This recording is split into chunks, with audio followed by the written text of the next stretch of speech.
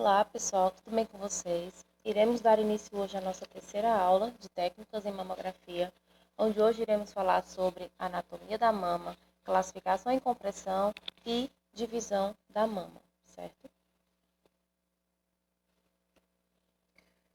Temos aqui uma vista da mama, uma vista anterior, que é a parte da frente do seio, né?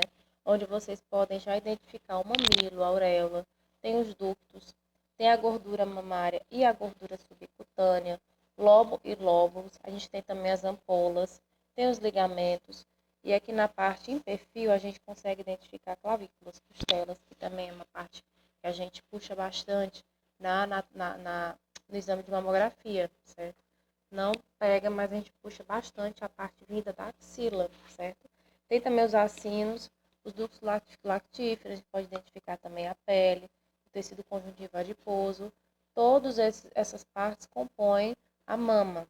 E agora eu vou falar sobre cada um deles. As glândulas mamárias, que têm como principal função a secreção de leite, estão situadas na parte anterior do tórax e se compõem de acino, que é a menor parte da glândula e responsável pela produção do leite durante a lactação. O lóbulo mamário, que é o conjunto de acinos, e o lobo mamário, que é o conjunto de lóbulos mamários que se liga à papila através de um ducto. A gente tem aqui também os ductos mamários, em número de 15 a 20 canais, conduzem a secreção de leite até a papila. O tecido glandular é o conjunto de lobos e ductos. E a papila é protuberância elástica onde desembocam os ductos mamários. Então, é meio que uma ramificação, tá certo, pessoal? E a auréola, estrutura central da mama, onde se projeta a papila. Temos também o tecido adiposo, que é todo o restante da mama é preenchida por tecido adiposo ou gordurosos, cuja quantidade varia com as características físicas, estados nutricional e a idade da mulher. O tecido mamário, as mulheres mais jovens apresentam mamas com maior quantidade de tecido glandular, o que torna esses órgãos mais densos e firmes. Como eu falei para vocês, as mulheres mais jovens tendem a ter a mama um pouco mais densa, a mama um pouco durinha, né? E graças a esse tecido mamário, certo? Ao se aproximar da menopausa, o tecido mamário vai se atrofiando e sendo substituído progressivamente por tecido gorduroso, até se constituir quase que excessivamente de gordura e resquícios de tecido glandular na fase pós-menopausa. Essas mudanças de características promovem uma nítida diferença entre as densidades radiológicas das mamas da mulher jovem e da mulher pós-menopausa. Então, a gente tem uma diferença quando vocês pegarem o exame de uma mama mais densa e uma mama não densa, ela tem diferença de tonalidades também, né? Uma mais escurecida, uma mais esbranquiçada. Isso é de acordo com a gordura mamária, com o tecido mamário. Classificação da mama. A composição mamária é determinada geneticamente, sendo atualmente classificada em mamas densas e mamas não densas. Mamas densas são aquelas mais durinhas, geralmente quando a mulher é mais jovem. E as mamas não densas são as mamas um pouco mais caídas, né, com um pouco mais, uma quantidade maior de gordura, geralmente nas mulheres pós-menopausa. De acordo com a proporção do tecido adiposo e tecido fibroglandular. Não deve ser confundida com firmeza ou tamanho dos seios. Entre 30% e 40% das mulheres em geral têm mamas densas, tem as mamas um pouco mais durinhas, certo? Isso não tem a ver com o tamanho. Há mulheres que têm a mama bem pequena e elas possuem a mama já bem caída, enquanto há mulheres com seios bem maiores, eles são mais densos, são mais firmes, tá, pessoal? Então, isso não tem a ver com o tamanho da mama. A gente tem aqui uma visão da divisão da mama, que é dividida por quadrantes. São esses quadrantes utilizados para vocês fazerem os exames de mamografia. Eu vou explicar aqui à frente quais são esses quadrantes, certo? Há dois métodos utilizados para registrar os achados na mama. A divisão dos quadrantes é o método do relógio. Então, esse aqui é a divisão dos quadrantes. E essa imagem é a divisão por relógio, certo? Essa de relógio é mais utilizada na ultrassonografia. Na mamografia usamos essa divisão por quadrante. E aqui temos os quadrantes para vocês identificarem. O primeiro quadrante, ele é o quadrante superior externo, Então, está na parte acima de fora da mama, já próxima à axila. O segundo quadrante é o superior interno, já é aquela parte de dentro, certo? Próxima aqui à outra mama. Quadrante inferior externo já é a parte de baixo do lado de fora. E o quarto quadrante inferior interno já é a parte de baixo de dentro. A área central, que é a área areolar, que é toda essa parte escura que a gente tem, a parte do mamilo. E a cauda axilar, né? Cauda de Spencer também chamada, que já fica bem mais acima, já próxima à axila. Essa área também é bem examinada, porque nessa região aqui, pessoal, se escondem muitos nódulos. Então, sempre que vocês forem fazer exame de mamografia, puxem bastante essa área axilar para identificar caso haja algum nódulo, alguma calcificação nessa região. Aspectos práticos da compressão. A compressão inadequada da mama pode interferir drasticamente na qualidade do exame. A compressão tem a afinidade de fixar a mama e mantê-la em uma posição desejada, diminuindo-se assim os riscos de radiografias tremidas. Então, acontece muito também no raio-x, né? Então, tem que estar parado, tem que ter aquele posicionamento fixo até a exposição do raio-x para assim não causar artefatos na imagem, não ficar uma imagem borrada. A mesma coisa acontece com a mama, a compressão. Então, a paciente tem que estar imóvel, né, paradinha, e a mama bem comprimida, de um modo que ela não vá se mexer, mesmo com a respiração da paciente. Então, ela tem que estar ali parada, fixa, para não causar essa imagem tremida.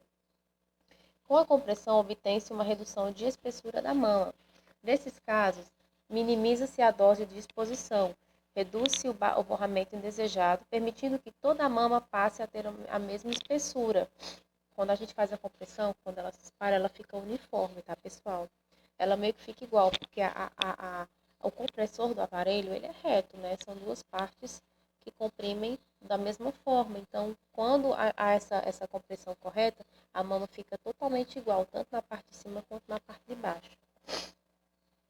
Aspectos práticos da compressão. Outra vantagem da compressão é a possibilidade de que as estruturas fiquem esparramadas, né? Facilitando a análise do exame e diminuindo o risco de falsas imagens criadas por superposição de estruturas. A compressão não pode, em hipótese alguma, tornar-se uma agressão à paciente, pois, se traumatizada, ela poderá nunca mais voltar a fazer uma mamografia. Como eu falei para vocês na aula anterior, tem que haver uma compressão correta. E tem sim um tipo de compressão, uma quantidade de peso ideal para que haja essa compressão correta. Não é nada exagerado, não é quanto mais comprimida, melhor o exame, não, pessoal. Tem que haver essa compressão correta. Existe um limite muito tênue entre a compressão ideal e a tolerada pela paciente, cabendo à técnica considerar o estado emocional em que a mulher se encontra, descobrindo esse limite individual para fazer uma boa compressão sem traumatizá-la. Como eu falei para vocês na aula anterior, é importante também a intimidade da técnica com a paciente, conversar, né, deixar a paciente num ambiente mais confortável, né, porque um hospital não é um local confortável para ninguém. Né? A gente que vai até um serviço de saúde, a gente já está procurando, ou já está investigando, ou já quer saber de algo. Então, nem sempre é um local muito propício a confortos, né? A gente sempre fica naquela tensão. E é muito importante para nós técnicos saber lidar com essa situação, tentando confortar a paciente, criando uma certa intimidade, deixando ela à vontade, mas, claro, sem prejudicar a qualidade do exame, certo? A gente tem que comprimir, a gente tem que fazer. E isso é necessário para que não haja uma repetição. Temos aqui uma imagem sobre a compressão. Na primeira figura aqui, vocês têm uma compressão comum. E na segunda, a gente tem uma compressão seletiva, que ela é feita com compressor de área pequena. Tipo, vocês fazem esse primeiro exame, tem alguns nódulos aqui, então vocês fazem a compressão seletiva para visibilizar melhor esses nódulos, essas calcificações, né, tumores. Então, ela é utilizada nesse aspecto, nesse sentido. Posicionamento e compressão. A técnica deve compreender a necessidade da compressão na mamografia. Uma mamografia de boa qualidade somente pode ser obtida com uma mama adequadamente comprimida. A compressão afina substancialmente a mama, distribuindo a espessura mais igualmente sobre toda a sua superfície. A compressão é usada pelas seguintes razões. Primeiro, menor radiação dispersa, melhorando assim o contraste das imagens, menor radiação do tecido mamário, menos borramento devido à melhora da geometria e da imobilização, separação de diversas estruturas e menor sobreposição das sombras teciduais, fornecendo uma melhor visualização do tecido mamário, densidade mais homogênea no filme, melhor visualização das distorções, né, estruturas do tecido normal. Então, quanto mais comprimida, entre aspas, pessoal, mais comprimida que eu quero dizer não é questão de força, é melhor comprimento da mama. Quanto mais uniforme ela tiver entre os compressores, melhor vai ser o exame de vocês. A importância da compressão adequada deve ser explicada à mulher antes que a mama seja comprimida. A maioria das mulheres considera a compressão desagradável, algumas a acham até mesmo dolorosa. A mulher geralmente tolera melhor quando a técnica menciona que a compressão somente durará alguns segundos. A mama deve ser comprimida adequadamente, mas não mais do que o necessário. Quando o tecido estiver sido espalhado ao máximo, qualquer tentativa posterior de compressão é inútil, pessoal. Uma vez que a quantidade da imagem não melhorará, o risco de dor aumentará rapidamente, fazendo com que a paciente sinta desconforto, não colabore para a gente fazer o exame, né?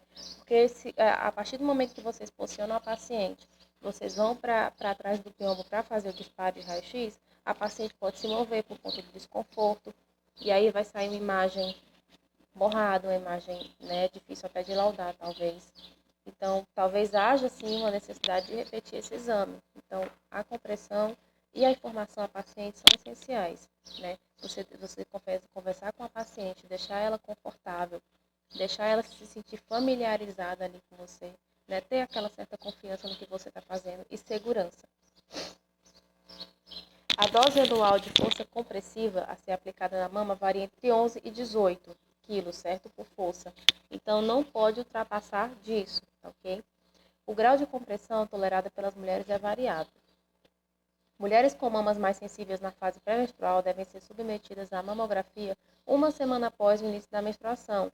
Como eu falei para vocês na aula passada, que os 3 dias que antecedem a menstruação são os 3 dias que a mulher sente mais desconforto, mais dor na mama, às vezes a mama fica inchada. Então, é uma contraindicação a mamografia nesse período, tá certo? Então, seria melhor nos 10 dias após o início da menstruação. Durante a compressão, a técnica deve observar a mulher para notar qualquer reação inicial à dor. A compressão é mais bem tolerada quando a mulher é solicitada a indicar quando a compressão está desconfortável, certo? Vocês perguntam, tá bom, está desconfortável? Claro que se ela disser que está desconfortável, vocês não vão reduzir, mas isso causa uma certa segurança na paciente. Vocês têm que entender que vocês têm que comprimir, é a função da mamografia, é a compressão, a base dela é a compressão. Célula fotoelétrica. Aparelhos com dispositivos de controle automático de exposição possuem uma célula fotoelétrica localizada abaixo do book, que é Automatic Espessure Control. O AEC deve ser posicionado sobre a área de interesse da mama, permitindo uma exposição ideal. Dependendo do equipamento, podendo posicionar o detector de posição em diferentes posições, sempre variando anterior ou posterior na mama e nunca lateralmente. Com a área de leitura muito pequena, dependendo do local onde estiver posicionado o detector, e o equipamento poderá selecionar parâmetros técnicos diferentes, como KV, MA e filtro. Eu vou ver se eu tenho uma foto aqui para vocês dessa célula fotoelétrica. Em mamas com ilhas de parênquima, a célula fotoelétrica deve estar na área de parênquima para que a imagem não fique subexposta. Deve-se ter o cuidado de escolher a posição adequada, evitando-se áreas de pele para que não ocorra subexposição.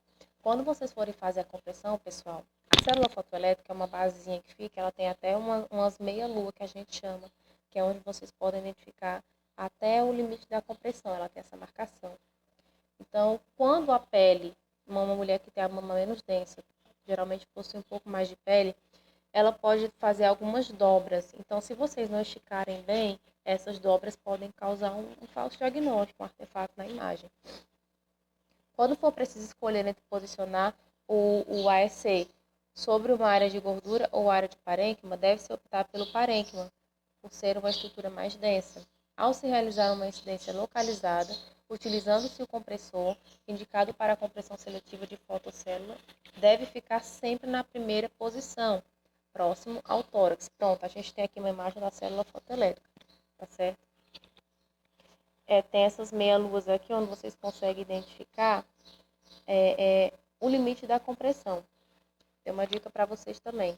No caso da figura abaixo, a meia-lua é mais indicada se colocada na posição central, pois se colocada na primeira lua, próxima ao tórax, o detector iria ler uma área de gordura, resultando numa radiografia mais clara, uma radiografia subexposta.